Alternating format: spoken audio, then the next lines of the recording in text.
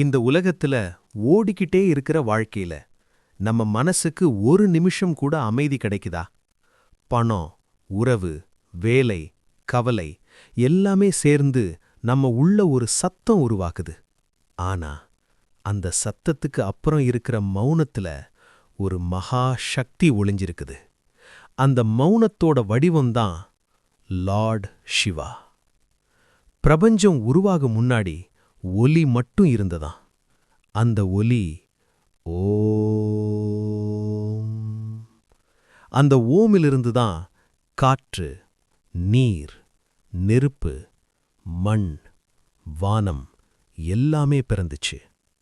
சிவன் இந்த 5 பூதங்களையும் தான் உடம்புக்குள்ளே அடக்கி ஹிமாலய மலைகள்ல அமைதியா உட்கார்ந்திருக்கிறார்.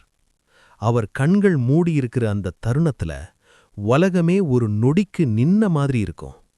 சிவன் தியானம் பண்றது உலகத்திலிருந்து ஓடி ஒளியறதுக்காக இல்ல, உலகத்துக்குள்ளேயே இருந்துகிட்டு உள்ளுக்குள்ள போகிற பயணம். அவர் மூச்சு நம்ம உயிர், அவர் மௌனம் நம்ம மன அமைதி. நம்ம வாழ்க்கையில பிரச்சனைகள் வரும்போது நம்ம என்ன பண்றோம்? கவலைப்படுறோம், பயப்படுறோம், கோபப்படுறோம். ஆனா சிவன் என்ன செய்றார் தெரியுமா? அமைதியா உட்கார்றார். அந்த அமைதிதான் அவரோட மிகப்பெரிய ஆயுதம். சிவனோட 3வது கண், அது கோபம் இல்ல, அது விழிப்பு. நம்ம உள்ள இருக்கிற பயம், பொறாமை, அகங்காரம் இவையெல்லாம் எரிக்கிற அறிவு. நீங்க தினமும் 5 நிமிஷம் கூட அமைதியா உட்கார்ந்து உங்க மூச்சை கவனிச்சா, முதல்ல உங்க மனசு எதிர்ப்பு காட்டும்.